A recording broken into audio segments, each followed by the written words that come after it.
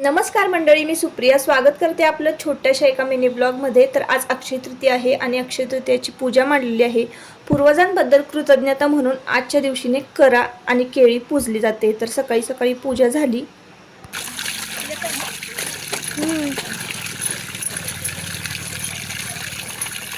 देवपूजा झाल्यानंतर सकाळी सकाळी घरातली स्वच्छता झाली ना, साफसफाई झाली की मी इकडं खाली कपडे धुवायला येते। येतानाच ना मी डाळ शिजवून घेतली होती पुरणाची। आज पुरणपोळी करावी लागते। आज पुरणपोळीचा विशेष असा मान असतो आणि आमरस सुद्धा करावा लागतो नैवेद्यासाठी।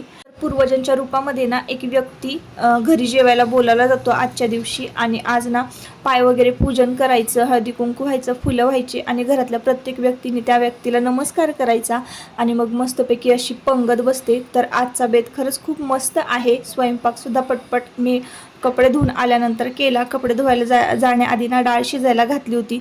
पटपट मग पुरणपोळी लाटली आणि आमटी फोडणीला वगैरे घातली। इकडे सगळे जेवायला बसलेले आहेत। तर अशा पद्धतीने आमच्याकडे अक्षय तृतीयाचा सण साजरी करतात आणि ही अक्षय तृतीयाची थाळी आहे।